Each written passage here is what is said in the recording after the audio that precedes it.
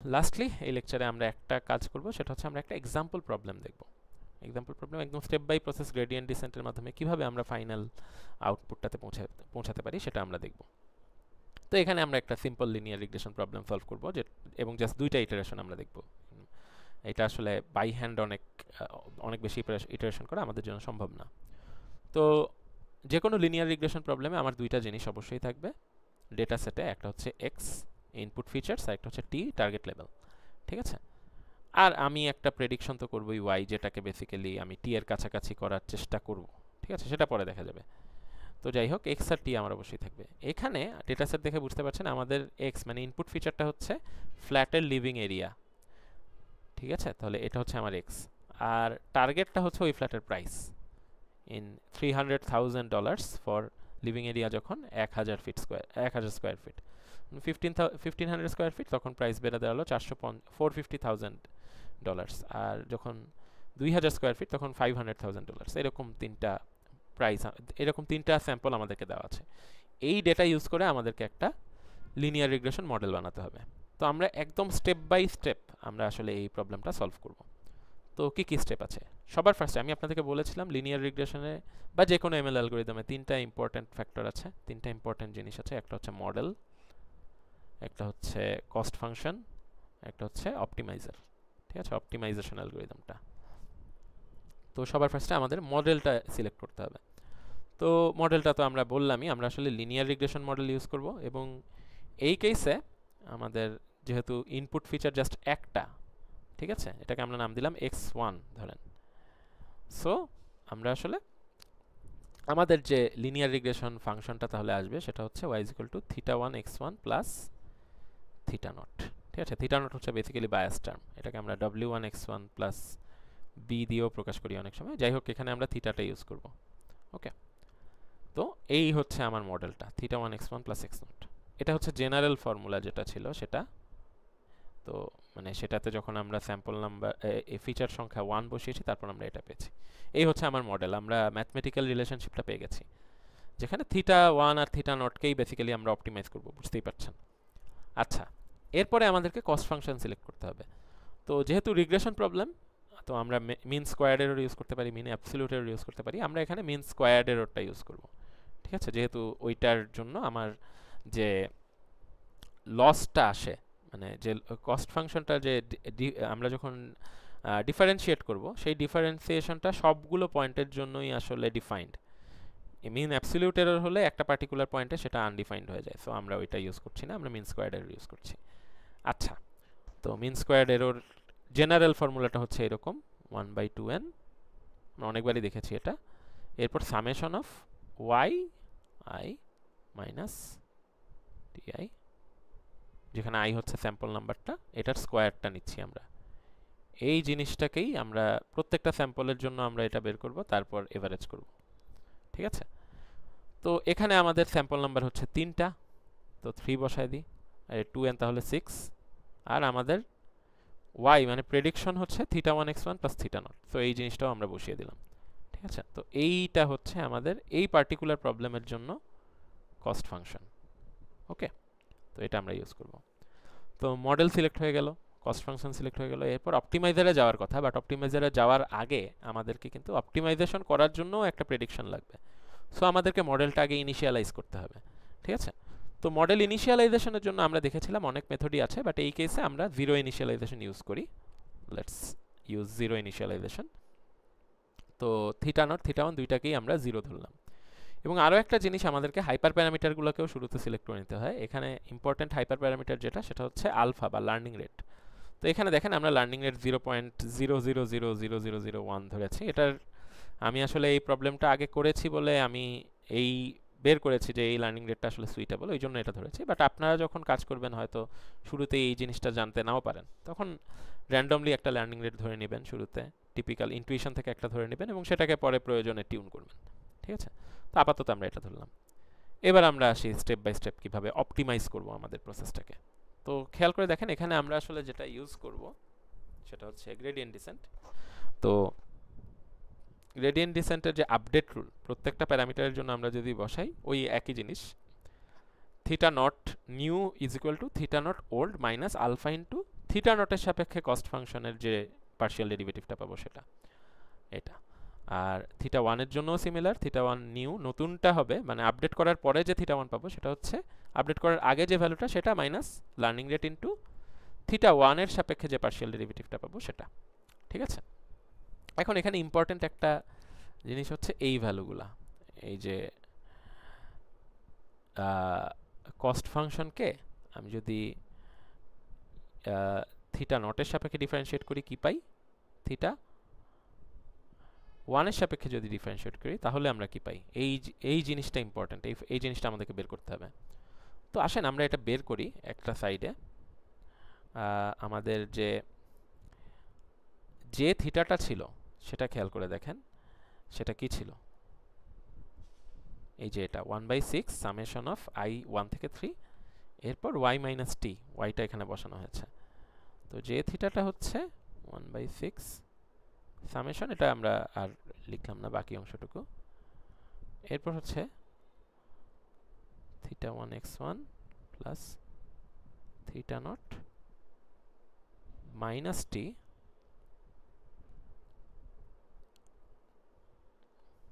Whole square. ঠিক আছে, এটা তো সামেশন অংশটা দেখেই আপনারা বুঝতে পারছেন, আমরা জানি a প্লাস b এর ডিফারেন্সিয়েশন ইজ ইকুয়াল টু মানে ddx of a plus b এর ডিফারেন্সিয়েশন বেসিক্যালি, যেখানে a আর b কনস্ট্যান্ট না, এরা x এর ফাংশন, এটাই। ঠিক আছে, তো আমরা প্রত্যেকটাকে আলাদা আলাদাভাবে কনসিডার করতে পারি। সো আমাদের এই সামেশন বা এর আগের অংশটুকুকে আপাতত কনসিডার করার দরকার নেই। ঠিক আছে, তো আমরা জাস্ট এই অংশটুকুকে কনসিডার করি। এইটাকে ডিফারেন্সিয়েট করলে কি পাবো দেখেন, আমরা এটাও জানি যে সামেশন কোনো একটা ফাংশন যদি এমন হয় যে আমি এক্স মাইনাস বা প্লাস, এক্স প্লাস এখানে আবার এ একটা কনস্ট্যান্ট স্কোয়ার, এটাকে যদি আমি ডিফারেন্সিয়েট করি তাহলে কিন্তু আমরা পাবো হচ্ছে 2 ইন্টু এক্স প্লাস এ। ঠিক আছে, আর যদি এখানে এক্স না থাকে, এক্স এর একটা ফাংশন থাকে, তাহলে আমরা যেটা পাই সেটা হচ্ছে এই পুরোটাকে যদি আমরা ডিফারেন্সিয়েট করি তখন আমরা যেটা পাই 2 into function of x A plus plus না ইন্টু চেইন রুল ইউজ করে আবার ফাংশন অফ এক্সটাকে আমরা ডিফারেন্সিয়েট করব এক্স এর সাপেক্ষে, এরকম কিছু।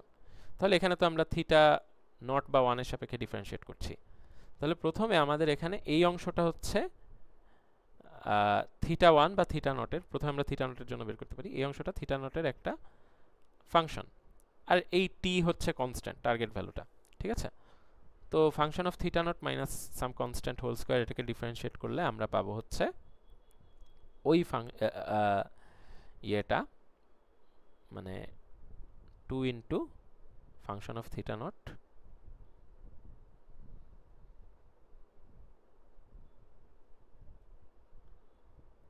Minus T. ঠিক আছে, এটাই আমরা পাবো। এরপর আবার এই ফাংশনটাকে থিটা নটের সাপেক্ষে ডিফারেন্সিয়েট করা। ঠিক আছে, dt theta of theta 1 x1 plus theta not. বুঝতেই পারছেন এটাকে যদি আমরা থিটা নটের সাপেক্ষে ডিফারেন্সিয়েট করি এই অংশটা তো কনস্ট্যান্ট হয়ে যাচ্ছে। ঠিক আছে, কারণ থিটা 1 এটা পার্শিয়াল ডেরিভেটিভ বের করছি আমরা, তো এখানে পার্শিয়াল ডেরিভেটিভই আসলে দেওয়া উচিত। হ্যাঁ, তো তাহলে আমরা জাস্ট থিটা নটকে ডিফারেন্সিয়েট করব, থিটা নটকে থিটা নট দিয়ে ডিফারেন্সিয়েট করলে আমরা বেসিক্যালি 1 পাবো। তো আমাদের আসলে এই পোর্শনটা আর থাকছে না। ঠিক আছে, তাহলে দেখেন আমাদের পুরো জিনিসটা দাঁড়াচ্ছে হচ্ছে 2 into theta 1 x1 plus theta naught minus T, এটা হচ্ছে আমাদের ডিফারেন্সিয়েশন ভ্যালু। ঠিক আছে, তো ওই 2টাকে আমরা যদি এখানে বাইরে নিয়ে আসি, এবার এই জায়গায় আসলে 2টা বসবে, তাহলে 2/6 কাটাকাটি হয়ে আমাদের থাকে 1/3। দেখেন এই যে 1/3টা এখানে, এবং বাকি অংশ ঠিক আমরা যেটা বের করেছি theta 1 x1 plus theta naught minus T. ঠিক আছে, এখন যদি থিটা নটের জায়গায় আমরা থিটা 1 দিয়ে ডিফারেন্সিয়েট করতাম তাহলে সেম জিনিস থাকতো, জাস্ট আমাদের এই ডিফারেন্সিয়েশনটা হতো হচ্ছে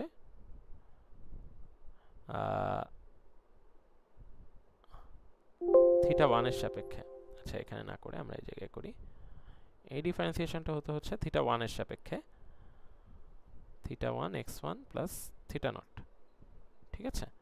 তো এখানে বুঝতেই পারছেন ডিফারেন্সিয়েট যদি আমরা করি থিটা নট তো কনস্ট্যান্ট হিসেবে বাদ চলে যাবে, থিটা ওয়ান এক্স ওয়ানকে থিটা ওয়ানের সাপেক্ষে ডিফারেন্সিয়েট করলে আমরা পাই হচ্ছে এক্স ওয়ান।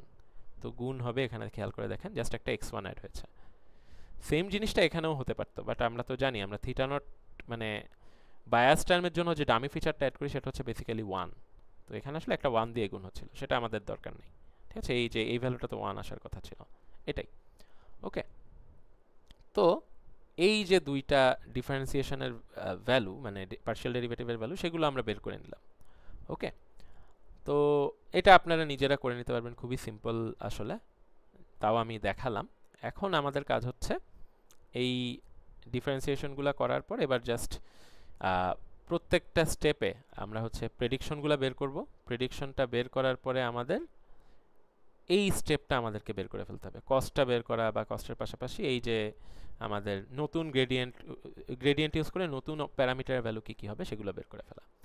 তো ফার্স্ট স্টেপ হচ্ছে ইটারেশন ওয়ান। ইটারেশন ওয়ানে আমরা আসলে ধরে নিয়েছিলাম থিটা ওয়ান এবং থিটা নট দুইটাই is equal to zero, right? তো বুঝতেই পারছেন এগুলো যদি জিরো হয় তাহলে theta one x one plus theta naught is equal to zero plus zero is equal to জিরোই আসবে। তো আমাদের আপনার লিভিং এরিয়া যাই হোক না কেন, এক্স ওয়ানের ভ্যালু যাই হোক না কেন, আমার কিন্তু আউটপুট কি আসবে, জিরো ইন্টু ওই living area plus zero, so জিরোই আসছে। সো প্রত্যেকটা কেসেই আমার প্রেডিকশন আসছে জিরো। ঠিক আছে, তো আমাদের প্রত্যেকটা স্যাম্পলের জন্য এখন প্রেডিকশন আসলো জিরো। এবার আমাদের কাজ হচ্ছে প্রত্যেকটা স্যাম্পলের জন্য লসটা বের করা এবং আমাদের ওভারঅল লস ফাংশনটাকে আপডেট করা। তো আমরা দেখি এখানে আমরা এই জাস্ট এখন যে ফর্মুলাটা বের করেছিলাম এটাকেই ইউজ করব। তো এটা হচ্ছে 1/3, এটা ছিল খেয়াল করে দেখেন 1/3 সামেশন অফ 3 পর্যন্ত, আমাদের যেহেতু তিনটা স্যাম্পল, সামেশন অফ প্রেডিকশন ভ্যালুটা মানে y মাইনাস t। ঠিক আছে, এটাই। এখন আর ওয়াইটাকে আমি এক্সটেন্ড করে লিখলাম না, এখানে যেভাবে লেখা আছে এটা আর লিখলাম না, সরাসরি প্রেডিকশনটাই লিখলাম। অ্যান্ড এটাকে আবার আপনি হয়তো ওই পার্টিকুলার ফিচার দিয়ে গুণ করবেন। ঠিক আছে, এক্স ওয়ানের জন্য এক্স ওয়ান দিয়ে গুণ করবেন, এক্স জিরোর জন্য তো ওয়ান দিয়ে গুণ, জাস্ট ওইটার জন্য এই অংশটা লাগবে না। তো যাই হোক, তো থিটা জিরোর জন্য আসলে এখানে ওয়ান দিয়ে গুণ হবে, সেটা আমাদের দরকার নেই। তো বাকি অংশ দেখি তাহলে কি হবে, প্রত্যেকটা স্যাম্পলের জন্য y মাইনাস টি বের করতে হবে আমাদেরকে। তো প্রেডিকশন আমরা জানি প্রত্যেক ক্ষেত্রেই জিরো। প্রথম স্যাম্পলের জন্য আমাদের যে টার্গেট ভ্যালু ছিল সেটা হচ্ছে 300। তাহলে দেখেন প্রথম স্যাম্পলের জন্য 0 থেকে বিয়োগ দেওয়া হচ্ছে 300কে, এই যে। দ্বিতীয় স্যাম্পলের জন্য ছিল 450, সো 0 থেকে 450কে বিয়োগ দেওয়া হচ্ছে, এবং তৃতীয় স্যাম্পলের জন্য 500। তো তিনটাই করা হলো। এরপর সবগুলোকে আমরা সামেশন নিব। ঠিক আছে, তো সামেশনটা জাস্ট এখানে প্লাস সাইন দিয়ে দেখানো হয়েছে। তো টোটাল আসবে কত, -300 মাইনাস 5450 মাইনাস 500, তো টোটাল -1250 আসার কথা। পুরোটাকে আবার আমরা 1/3 দিয়ে গুণ করছি, কারণ ওই যে আমাদের এখানে কিন্তু একটা 1/3 চলে আসছিল ফর্মুলা অনুযায়ী। ঠিক আছে, তাহলে 1/3 ইন্টু -1250 ইজ ইকুয়াল টু, আমাদের দেখেন প্রথম যে ইয়েটা গ্রেডিয়েন্টটা সেটা চলে আসলো বেসিক্যালি এই ভ্যালুটা। ঠিক আছে, থিটা অফ জে থিটা মানে del J theta divide by del theta naught, এটা আমরা পেয়ে গেছি -416.33। সিমিলারলি আমরা থিটা ওয়ানের জন্য গ্রেডিয়েন্টটা বের করতে পারি, বাট থিটা ওয়ানের জন্য কিন্তু এখানে x1 দিয়ে গুণ হবে। ঠিক আছে, অ্যাজ উই ফাউন্ড আউট এখানে একটা x1 আছে। ঠিক আছে, মানে আমার জাস্ট ডিফারেন্সটা বের করলেই হবে না, সেটাকে আবার আমার ফিচারের যে ভ্যালুটা সেটা দিয়ে গুণ করতে হবে। তো 0 - 300 এর সাথে আবার 1000 যে ফিচার ভ্যালুটা ছিল x1 সেটা গুণ হয়েছে, -450 এর সাথে 1500 গুণ হয়েছে, এবং -500 এর সাথে 2000টা গুণ হয়েছে। ঠিক আছে, তো সবগুলো যোগ করে আমরা পেলাম 1/3 ইন্টু -197,500, তো 000। তো এই পুরো ভ্যালুটা আমার এরকম আসলো। ঠিক আছে, বেশ হাই একটা ভ্যালু, -658,333.33। এটা হচ্ছে বেসিক্যালি থিটা ওয়ান এর সাপেক্ষে আমাদের যে পার্শিয়াল ডেরিভেটিভটা পেয়েছি কস্ট ফাংশনের সেটা। ঠিক আছে, এবার দেখেন আমরা কিন্তু আমাদের যে আপডেট রুল সেটার এই ভ্যালুগুলো আমরা পেয়ে গেছি। ওল্ড যে থিটা এবং থিটা নট এবং থিটা ওয়ান সেগুলোর ভ্যালু কিন্তু আমরা জানি, সেগুলো আমরা 0 ধরে শুরু করেছিলাম। আর আলফার ভ্যালু তো আমরা শুরুতে ধরেই নিয়েছিলাম 0.00000001। তো আমাদের সবগুলো ভ্যালু এখন জানা, তাহলে আমরা এখন ready to find out the new theta naught and theta one. তো সেটাই আমরা বের করি। জাস্ট আমরা আপডেট রুলটা ইউজ করলাম। Old theta one minus alpha into ওই যে আমাদের থিটা ওয়ানের সাপেক্ষে যে ডেরিভেটিভটা সেটা এখানে, থিটা নটের সাপেক্ষে যে ডেরিভেটিভ সেটা। ঠিক আছে, তো ওই ভ্যালুগুলো আমরা জাস্ট আমরা আপডেট টুলটা ইউজ করে নতুন ভ্যালু পেয়ে গেলাম। তাহলে এখন দেখা যাচ্ছে আমাদের নতুন যে থিটা ওয়ানের ভ্যালুটা আসছে সেটা হচ্ছে 0.0658333, আর থিটা নটের যে নতুন ভ্যালুটা আসছে সেটা হচ্ছে 0.00004,167। ঠিক আছে, তো আমরা এখন আমাদের যে ফাংশনটা ছিল ইনিশিয়ালি প্রেডিকশনের জন্য theta one x one plus theta not, সেটাকে কিন্তু আমরা এখন নতুন করে ডিফাইন করতে পারবো। ঠিক আছে, আগে এই দুইটাই 0 ছিল, এখন হয়ে গেল কি থিটা ওয়ানের ভ্যালু হচ্ছে 0.0658333 ইন্টু এক্স ওয়ান প্লাস 0.0004167। এটা এখন আমাদের ফাংশন দাঁড়ালো। আমরা কিন্তু একবার আপডেট করে ফেললাম প্যারামিটারগুলোকে, বাট আমরা দুইটা ইটারেশন দেখবো বলেছিলাম, তো সেকেন্ড ইটারেশনটা শুরু করি।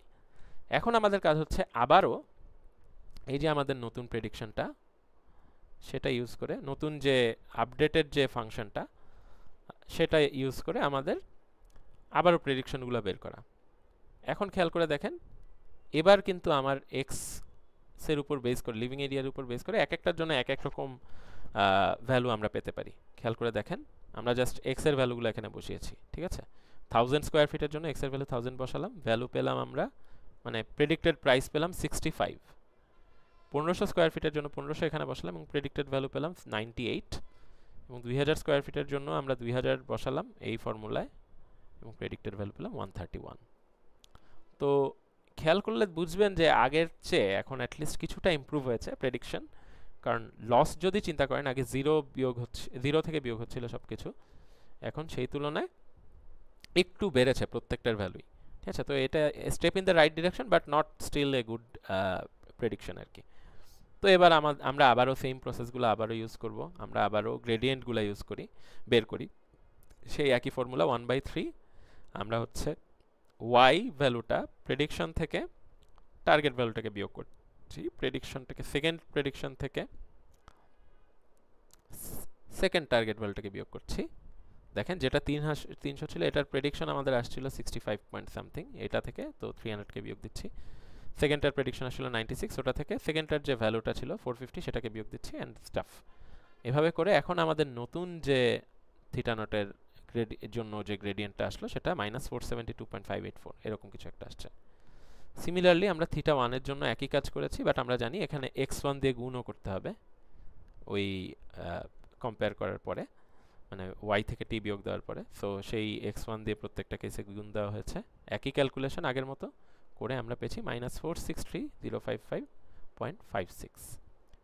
তো এবার আমরা এই গ্রেডিয়েন্টটা আমরা পেয়ে গেছি বেসিক্যালি, আবার নতুন গ্রেডিয়েন্ট পেলাম এবার।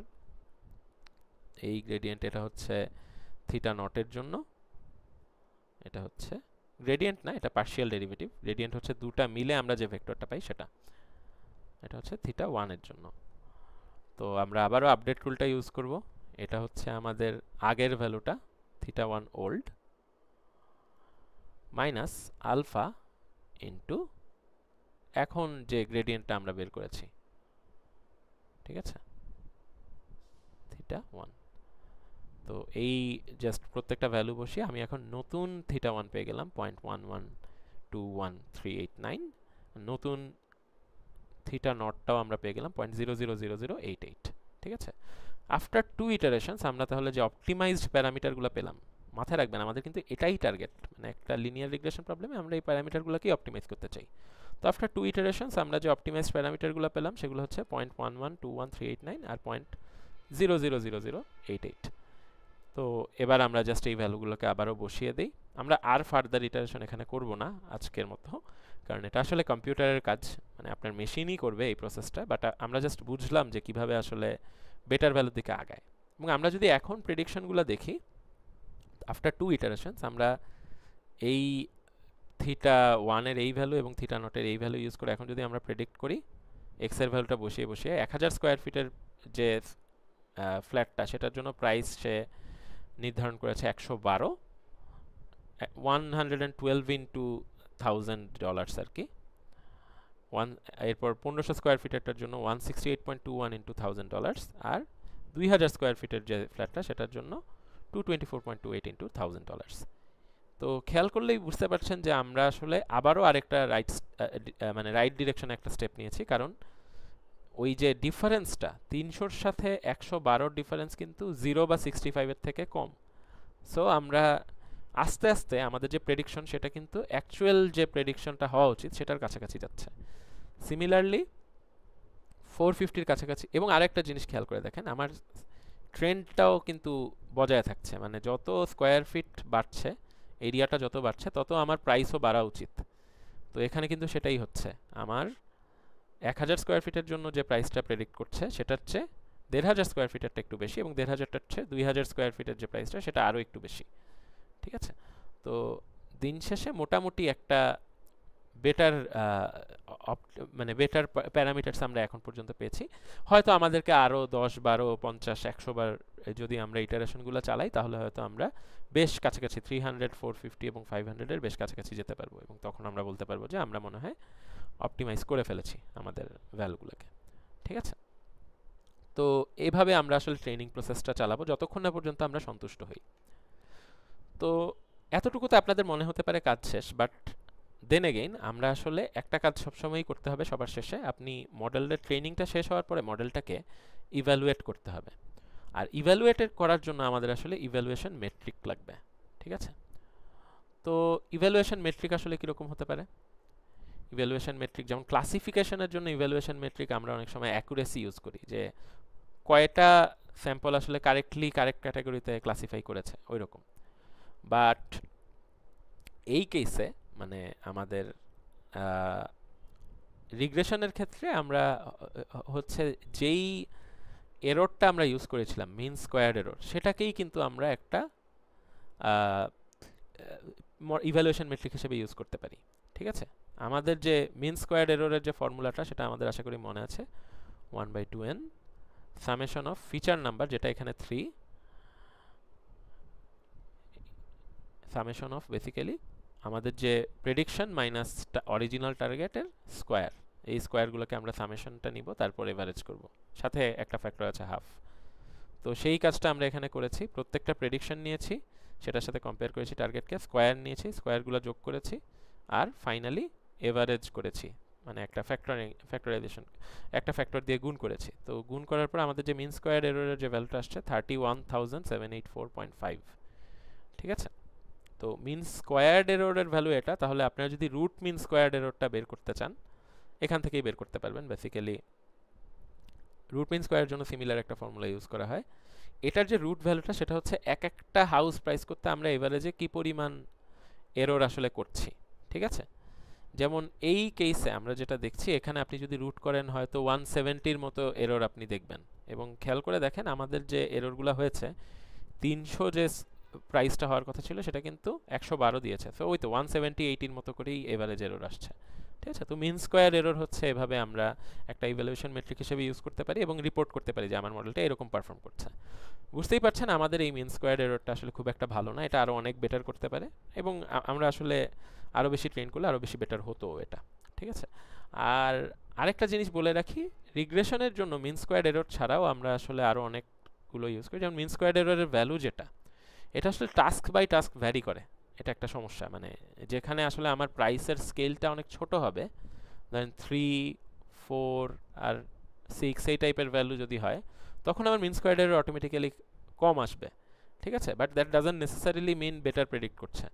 ঠিক আছে, যদি সো ওই পয়েন্ট অফ ভিউ থেকে চিন্তা করলে আরেকটা বেটার মেট্রিক হচ্ছে আর স্কোয়ার্ড যে ভ্যালুটা, সেটা আর স্কোয়ার্ড ভ্যালু যেটা আসলে দেয় রিগ্রেশনের ক্ষেত্রে, সেটা হচ্ছে ঠিক কী পরিমাণ ভ্যারিয়েশন, মডেলের কী পরিমাণ ভ্যারিয়েশন আমার মডেলটা ডিসক্রাইব করতে পারে ওই ভ্যালুটা। ওইটার ম্যাথমেটিক্যাল বেসিসে আমি আর যাচ্ছি না ইন্ট্রিকেসিসটাতে, বাট আপনারা একটু দেখে নিতে পারেন। এবং এটা আসলে রিগ্রেশন টাস্কে অনেক বেশি ইউজ হয় আর স্কোয়ার ভ্যালুটা। ঠিক আছে, যাই হোক, মডেল আমরা ইভ্যালুয়েট করলাম। এটার যে নিউমেরিক্যাল ভ্যালু সেটা হচ্ছে এই 31,000 সামথিং এটা। আর যদি একটু ইন্টারপ্রেট করতে চাই আমরা বলতে পারি এই হাই ভ্যালু অফ এমএসসি আসলে দেখাচ্ছে যে মডেলটা এখনও অ্যাকুরেটলি হাউস প্রাইস প্রেডিক্ট করার থেকে বেশ দূরে আছে। ফাইনালি লাস্ট স্টেপ যেটা, সেটা হচ্ছে মডেল টিউনিং। টিউনিং কি, আমি ইভ্যালুয়েট করলাম, ইভ্যালুয়েট করার পরে আমি আসলে আমার মডেলটা কতটুকু ভালো সেটা বলতে পারবো। এবং আমি এটাও বলতে পারবো যে আমার মডেলটার কোনো ইমপ্রুভমেন্ট দরকার আছে কিনা, বা কোন জিনিসটা চেঞ্জ করলে হয়তো ইমপ্রুভ হতে পারে। ঠিক আছে, মডেলটাকে আপনি রিয়েল লাইফে ডিপ্লয় করার আগে মডেলটাকে টিউন করে বেস্ট পসিবল ভার্সনটাতে নিতে আমাদের হবে। ঠিক আছে, ওই কাজটা করার জন্যই আমরা আসলে মডেলটা ইভ্যালুয়েট করেছি। এবং মডেলটা ইভ্যালুয়েট করার পরে আমরা দেখব প্যারামিটার তো আর আমরা টিউন করব না, প্যারামিটার তো এই টিউন করে, মানে অ্যালগোরিদমই টিউন করে গ্রেডিয়েন্ট ডিসেন্টের মাধ্যমে। বাট হাইপার প্যারামিটার যেগুলো আছে, যেমন ধরেন লার্নিং রেট, বা কতক্ষণ ধরে আমি ট্রেন করলাম, বা ইনিশিয়ালাইজ কি দিয়ে করলাম, এই ভ্যালু, এই জিনিসগুলো, এগুলো আসলে আমরা চেঞ্জ করলে মডেলটা বেটার হতে পারে কিনা। যেমন এই কেসে আপনারা বুঝতেই পারছেন আমাদের যে লার্নিং রেটটা ছিল সেটা হয়তো আমরা আরেকটু বেশি দিতে পারতাম। ধরেন 0.000001 দিয়েছি না, আমরা হয়তো যদি 3 দিতাম তাহলে আরেকটু দ্রুত লার্ন করতো। বাট যাই হোক, পরে গিয়ে কি হতো সেটা হয়তো আমাদের আরেকটা কোয়েশ্চেন, সেটা একটা জিনিস। এরপর অবশ্যই আমাদের নাম্বার অফ ইটারেশনস মাত্র 2 ছিল, এটা বাড়াতে হবে।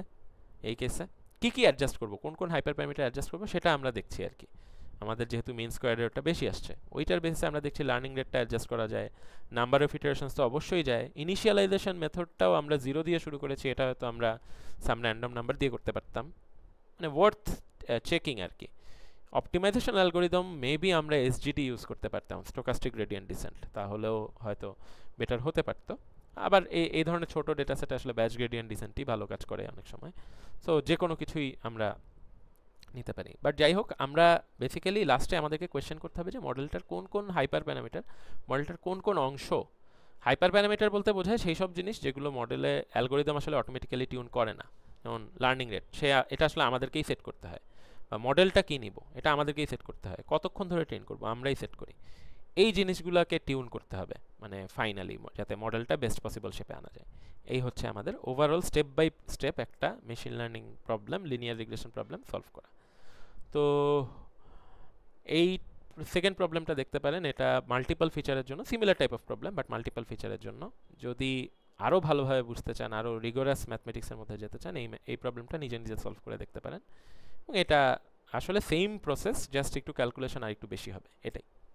ঠিক আছে, তো হোপফুলি আমরা বুঝতে পেরেছি আজকে। এটা অনেক বড় লেকচার ছিল, মানে গ্রেডিয়েন্ট ডিসেন্টটা বুঝেছি আমরা, তারপর ভেক্টরাইজেশন বুঝেছি আমরা, কনভার্জেন্স প্রবলেমটাও দেখেছি, এবং একটা প্রবলেম একদম স্টেপ বাই স্টেপ সলভ করেছি। তো লেকচারটা বড় ছিল, বাট এটা আসলে ইম্পর্ট্যান্ট একটা লেকচার। হোপফুলি আপনারা একটা মেশিন লার্নিং টাস্ক আসলে কিভাবে কাজ করে এটার একটা আইডিয়া পেয়েছেন। তো নেক্সট লেকচারে, ছোট একটা লেকচার, নেক্সট লেকচারটা যেখানে আমরা আসলে জাস্ট লিনিয়ার রিগ্রেশনের একটা বড় সমস্যা, যে অ্যাজাম্পশন, আমরা আসলে সমস্যা না মানে লিমিটেশন, যে আমরা অ্যাজিউম করে নিই লিনিয়ার রিলেশনশিপ, সেটা যদি না থাকে তখন আমরা আসলে কি করব, সেটার একটা সলিউশন হচ্ছে polynomial regression and feature mapping. সেই জিনিসটা আমরা দেখব। ঠিক আছে, তো হোপফুলি এই লেকচারটা মানে বুঝতে পেরেছেন। তো থ্যাংক ইউ।